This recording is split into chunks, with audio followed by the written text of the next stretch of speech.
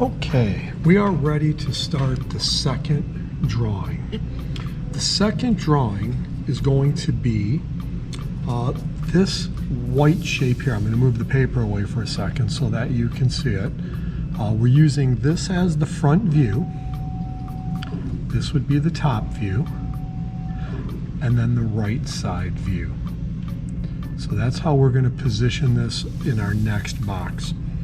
So when we look at this, the first thing that we're going to do is block in the views. So basically we're going to try to get 3 rectangles that will fit these cutouts. And again, they don't have to be exact. We're trying to get a little bit of proportion here, but you know, as long as we transfer the lines up properly and over properly, that's really important. In fact, before I even start this, I should have shown you here, I did a larger one just to give you an idea of what it's going to look like when we're done. So you can see here the front, your eye brings this piece forward. You actually do not know that that piece is set back from the front view. You need the top view on this object. So the top view shows you how this piece, or shows you where this piece is set back. And when you look at this from the right side view, really you just see this rectangle, but there's a hidden line here that shows you this setback piece. So this is what it's going to look like when we're all done. So I kind of jumped ahead a little bit, but okay. So the first thing I'm going to do is I'm going to block in the view, which means I'm going to try to get a piece that will house all the others. So I'm just going to quickly try to keep my lines parallel the best that I can, just using the sketching techniques that we did on the front side of our box exercise. So now I have my first rectangle. I can now project lines up lightly. These are all construction lines. If you're not happy with something, it is okay to erase it and try it again.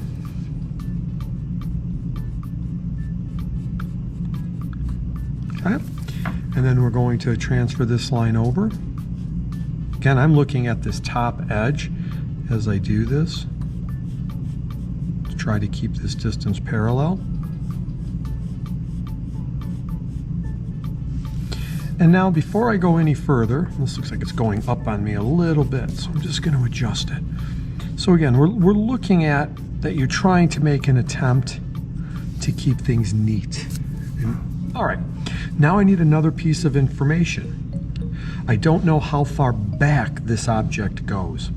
So when I look at it, I could see that it's fairly wide in the top view. So again, I'm going to leave a little space to start this view.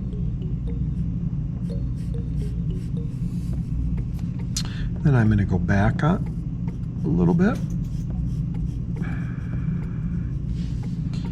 And so that looks pretty good. Again, it looks like a little crooked to me, so I'm just going to straighten that up.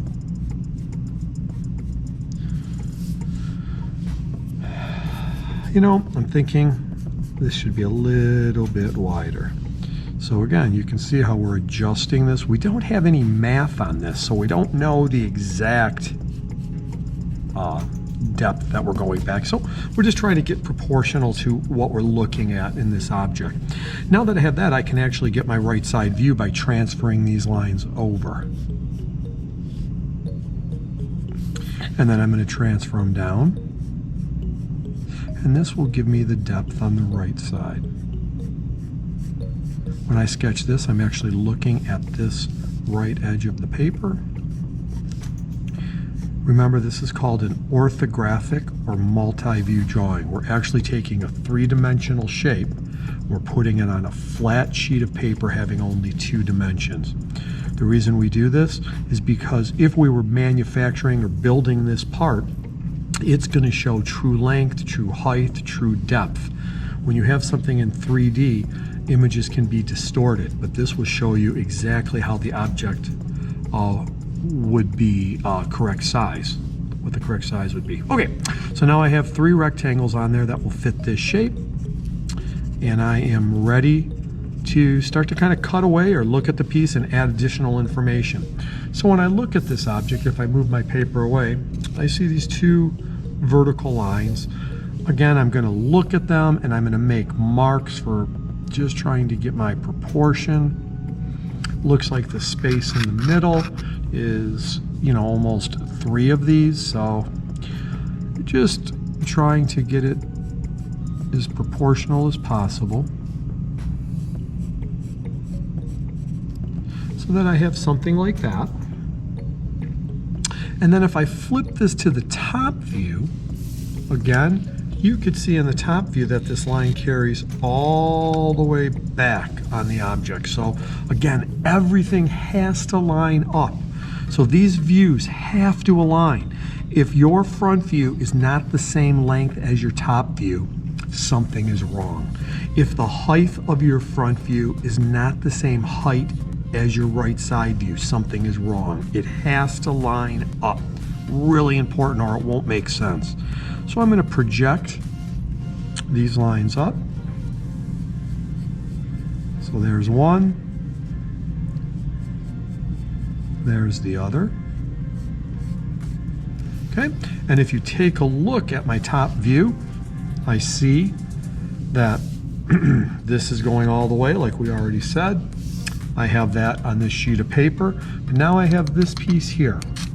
And what I need to do is I need to just estimate where that little inset is. And so I'm going to look at that and I'm just going to, this is again an estimate. If we wanted this exact, we would put math on it. And if you look, this part is cut out. It's gone right here. So we're going to take our eraser.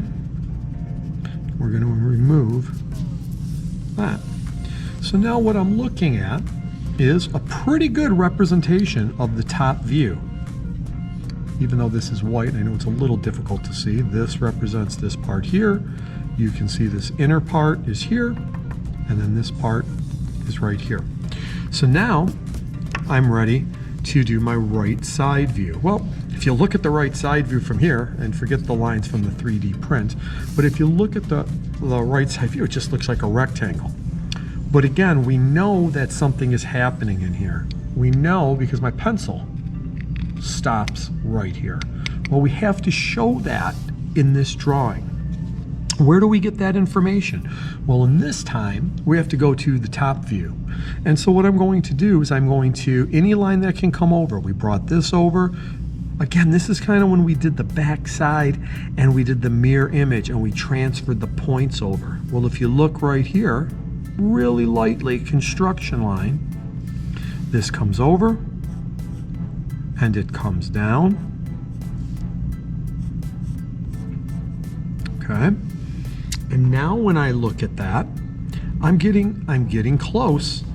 I need some more information. I need to put a line showing this line right here, showing this line in the front view.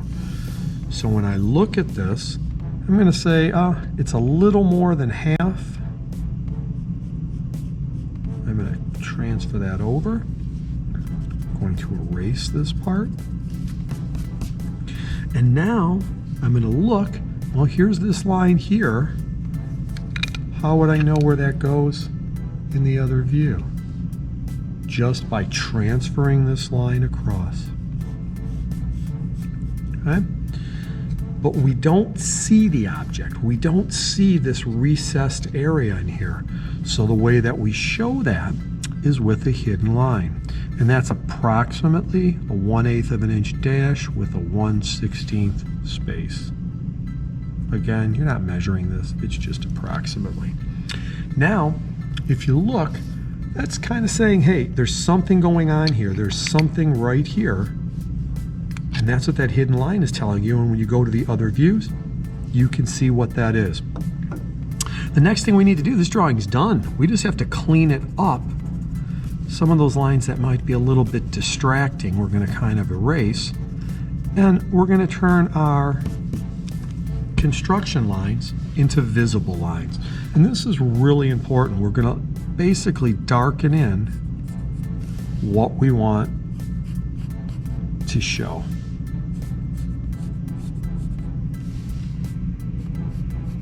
Just like this. So that view looks pretty good. Now I'm going to go back and darken this in. You can see I'm working with a nice sharp pencil.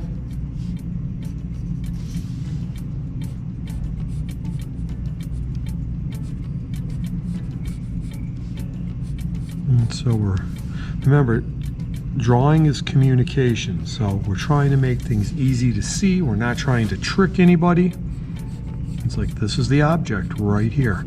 If we wanted this built or drawn exactly as you see it here, we would put math on here.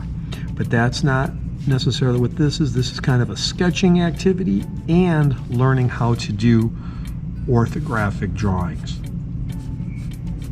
So when you look, this drawing is now complete. So we have all our pieces. There's the front view, there's the top view, and here's the right side view with the hidden line showing this object. If you can picture that, that's really good.